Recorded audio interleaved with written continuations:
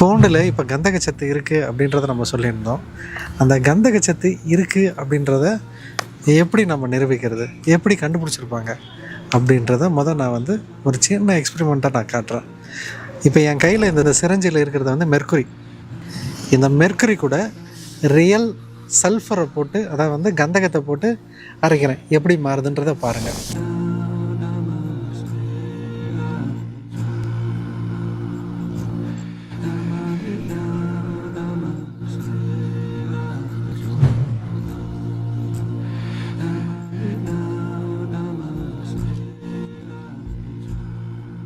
அரைக்கும்போது பாருங்கள், இந்த ரசமும் கந்தகமும் மிக்ஸ் ஆகி இந்த ரசம் மடிஞ்சு கருப்பு கலரில் கிடைக்கும். அந்த மெட்டலோட தன்மை வந்து போய் பவுடராக நமக்கு கிடைக்கும். இதை சித்த மருத்துவத்தில் ரசகந்தி அப்படின்றத சொல்லுவாங்க. இப்போ பாருங்கள், ரசமும் இதுவும் நல்லா ரியாக்ட் ஆகி கருப்பு கலரில் மாவு மாதிரி படிய ஆரம்பிக்குதுங்களா, பொடி பொடியாக படியுதுன்னு பாருங்கள்.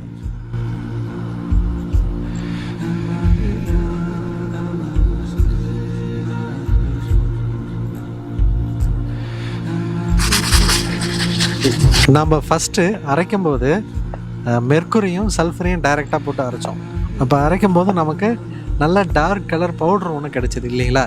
சேம் அதே மாதிரி தான் இப்போது கந்தகத்தையும் பூண்டையும் போட்டு அரைச்சிருக்கோம்.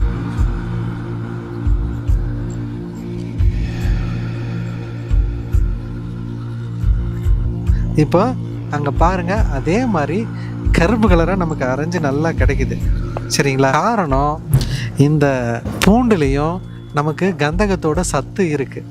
அப்போ ஆனால் நம்மளால் ராவாக வந்து சல்ஃபரை வந்து எடுக்க முடியாத மருந்தா அதை ப்ராசஸ் பண்ணி இது கந்தக பருப்பமாக கொடுப்பாங்க.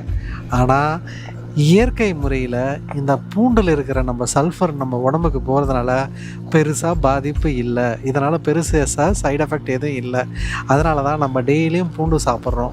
இதனால தான் நமக்கு நோய் எதிர்ப்பு சக்தியும் வந்து அரைக்குது. பூண்டு சாப்பிட்டா நோய் எதிர்ப்பு சக்தி அதிகமாகும்.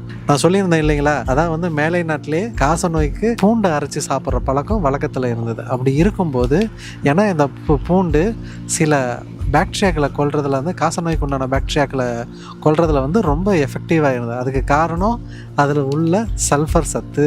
அது சிறந்த ஆன்டிபயோட்டிக்காக கொடுக்கணும்.